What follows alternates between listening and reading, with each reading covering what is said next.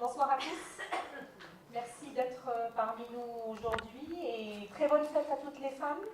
Je le dis, mais sans conviction, parce que notre fête, c'est toute l'année. On le revendique, on travaille toute l'année, donc on fait la fête toute l'année. Mais bon. Je remercie Nassima Guessou d'être parmi nous ce soir. Elle nous fait l'amitié, le plaisir et l'honneur de venir depuis Paris pour nous présenter personnellement son film 10 949 femmes, et c'est le nombre des femmes moujahidètes, donc les femmes combattantes, membres du FLN, le Front de Libération Algérienne, enfin nationale algérienne durant la guerre d'Algérie. Alors, le film, moi, je l'ai réalisé entre 2009 et 2014. Ensuite, il a tourné pendant 2 ans dans des festivals internationaux. Et en avril 2016, il est sorti en salle. Voilà. Et il continue de vivre sa vie malgré tout, enfin, malgré le fait qu'il soit déjà sorti il y a 1 an, quoi. Voilà, il est programmé dans les lycées ou à diverses occasions, comme celle du 8 mars, qui, je le rappelle, c'est la semaine pour la lutte des droits des femmes et pas enfin, la fête des femmes, ouais, voilà.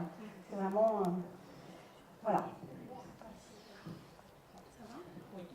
Merci Nassima.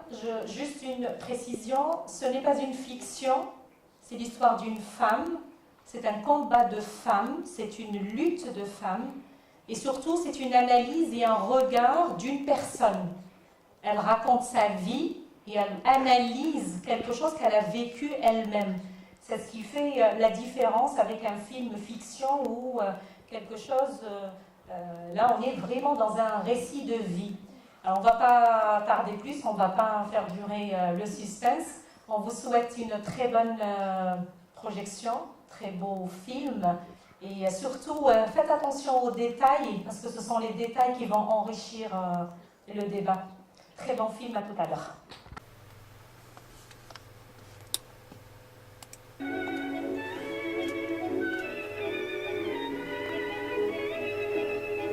C'est en face?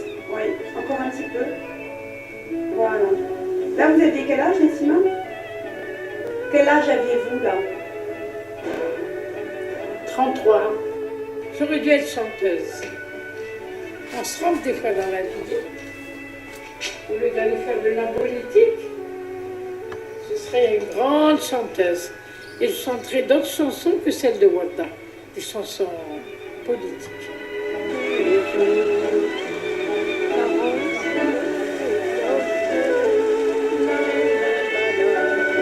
Moi, j'étais une révolutionnaire, et la révolution, ça passait avant tout. Je ne pensais pas à ma vie, à mon mari, à ma... Non, je ne pensais pas me marier. Je faisais la révolution, je voulais l'indépendance, je voulais arriver à avoir l'indépendance, c'était tout ce qui m'intéressait. Les parents l'appelaient la passionnariat. Elle avait une détermination très forte dans son engagement, mais elle conservait une liberté d'esprit. Elle n'était pas que cela. Et s'il y a des photos ratées que vous voulez refaire, vous revenez. Oui. Vous revenez chez moi. Oui.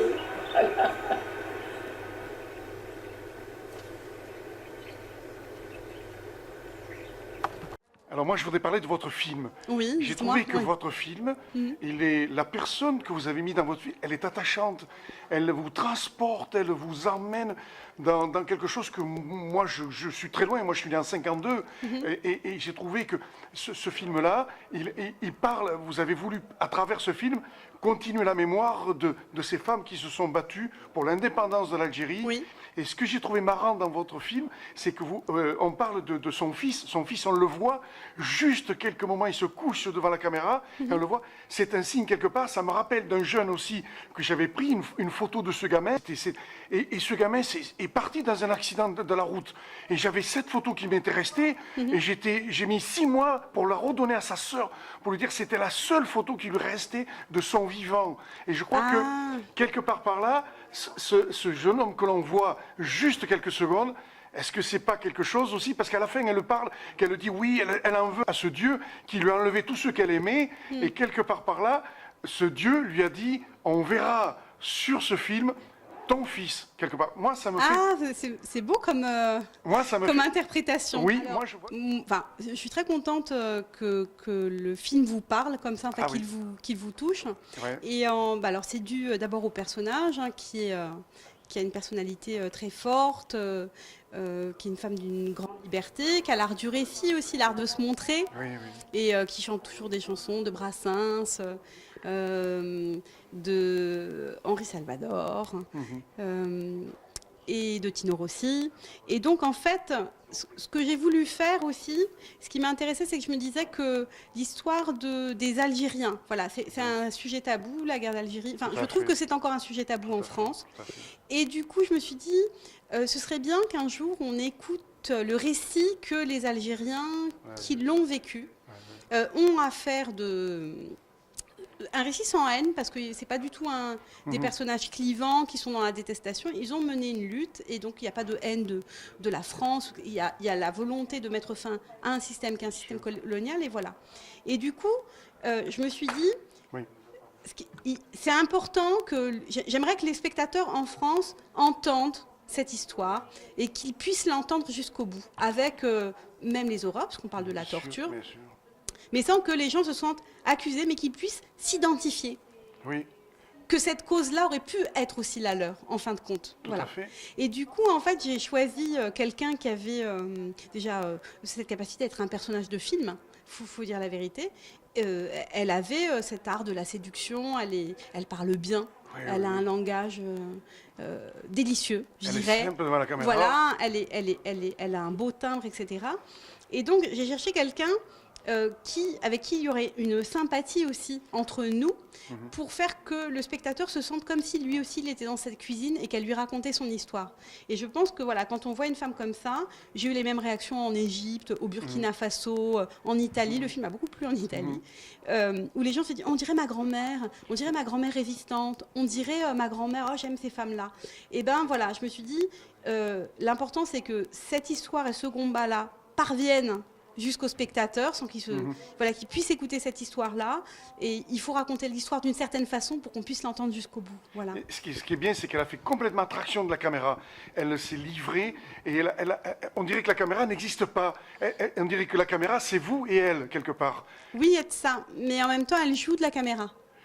C'est ce que j'ai aimé, elle se met en scène. Il y a cette petite scène, par exemple, où d'ailleurs on voit un peu la caméra, elle se regarde dans le miroir, et elle se remet son foulard, elle est coquette, elle s'habille bien, et elle me dit, et s'il y a des photos ratées que vous voulez refaire, vous revenez chez moi. Voilà, donc il y a un jeu comme ça qu'elle entretient entre son image, qu'elle maîtrise quand même, et en même temps, oui, il y a, forcément, elle est aussi très à l'aise parce qu'il y a une relation qui s'est fabriquée, que je suis dans son quotidien et que je la laisse évoluer comme elle veut aussi. Je ne dis pas mets-toi là. Oui. Donc voilà. D'accord. Non, mais c'est un film super. Et alors, on ne peut pas le voir sur Internet pour l'instant. Il est pas encore, non, parce que non. comme en fait il est sous distribution, il peut être sur demande projeté dans des salles, des médiathèques. Ah, mais vous avez l'Utopia ici à Bordeaux où on pourrait le projeter. Ah, on aurait beaucoup aimé, mais alors il faut que pour qu'il y ait du public et pour que les cinémas acceptent de projeter un film, il faut que les gens se mobilisent et qu'il y ait plusieurs associations qui s'associent pour ramener un public au cinéma, sinon ils ne prennent pas ce risque-là. Parce que le film il est sorti en salle, mais pas à Bordeaux. D'accord, c'est dommage. En avril 2016, et il a circulé dans plusieurs villes. Il a circulé 2 ans en festival, puis 6 mois quand même en distribution cinématographique. Après, les documentaires, c'est vrai qu'ils n'ont pas la même vie, les mêmes publicités qu'un film de fiction, quoi. Mais si vous avez envie de le voir, demandez-le à l'Utopia Bordeaux, et voilà, et vous contacterez le distributeur. Il sera un plaisir de projeter, de venir. Et je viendrai. Oui, c'est très bien. Un mot très vite pour de la fin. Moi, je trouve que ce film-là, il devrait être beaucoup plus vu par plein de gens. Bon, je n'ai pas connu la guerre d'Algérie. Je suis né en 52. La guerre d'Algérie s'est terminée en 65, si j'ai pas 62, pardon, 10 ans après. Mais quelque part, je me sens un petit peu porteur et concerné par je dirais, cette colonisation, alors que je ne l'ai pas vécu. Mais quelque part, je suis un petit peu porteur, pas responsable, mais quelque part, oui et non. Mais je crois qu'en fait, s'il y avait moins de tabous, si on l'enseignait vraiment dans les écoles, par exemple, je suis allée dans un lycée pour projeter le film. Donc, bon, c'est normal, mais le proviseur a demandé à visionner le film parce que c'est un sujet délicat. Voilà. Bon. Moi, je suis toujours étonnée. Hein. Ouais, Et par exemple, on m'a dit qu'il y avait un professeur d'histoire-géographie pour étudier la décolonisation, parce qu'on n'étudie pas la guerre d'Algérie, on étudie la décolonisation. Oui, bien sûr. Ben, comme il ne voulait pas de problème, il s'est dit, je vais prendre le cas du Congo et le cas de l'Angleterre et de l'Inde, parce que ça ne nous concerne pas. Donc il y a une espèce, je pense que si on en parlait plus simplement, si on l'enseignait à toutes les générations dans le programme scolaire comme il se doit, et pas en faisant semblant que ça n'existe pas ou que c'est un épiphénomène. C'est une guerre qui a duré 8 ans quand même, pour la France, qui l'a poussé à changer de constitution, de régime politique, etc. Je pense que si on en parlait plus en des termes pas apaisés, mais en écoutant vraiment les historiens aussi, je veux dire les historiens qui travaillent sur ces questions-là, eh bien, je pense que personne ne se sentirait coupable de rien et que ça deviendrait juste un sujet d'étude, un sujet de savoir, d'apprentissage, et pas un sujet de conflit.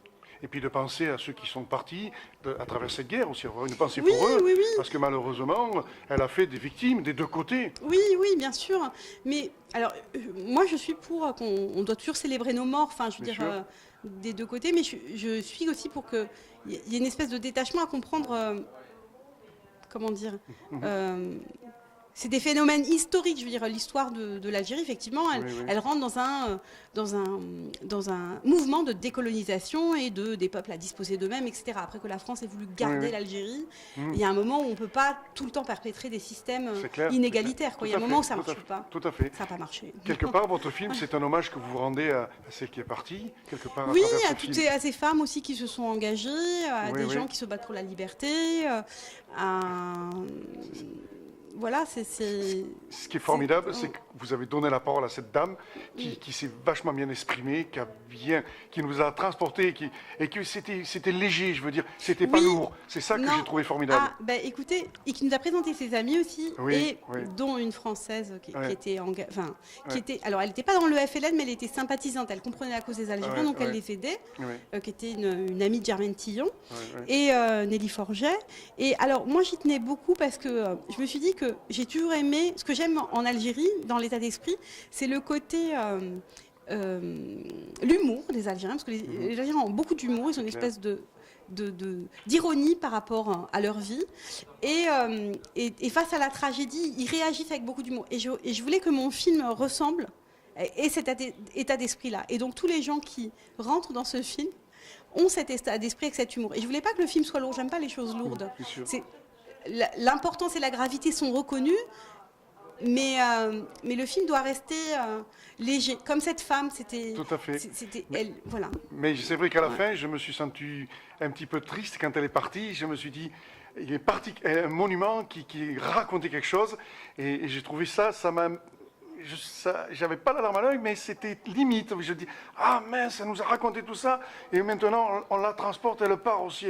Ah mince. Ah, mais elle revient en chantant. Oui, c'est vrai. Après, vous avez remis quelque chose qui est formidable, qui nous permet de dire, elle est pas là, mais elle est quand même là. Ouais. Et qu'elle nous... Mais en fait... je ne vais pas spoiler le film, mais c'était important de dire que même quand les gens partent, leur esprit reste pas. Tout à fait. Il reste avec nous, quoi. Leur voix, elle reste avec nous. Mais je crois que cette dame restera gravée dans ma mémoire, et je la garderai souvent. Et je penserai quand même à elle, malgré que je ne l'ai pas connue, mais je l'ai connue à travers votre film. Bon, et ça, je vous remercie beaucoup. Merci à vous, c'est gentil. Votre nom, c'est Nassima Guessoum. Et le film, c'est 10 949 femmes. Merci Nassima Guessoum, c'est gentil à vous. Merci à vous. Merci à vous. Et bon retour à Paris. Merci.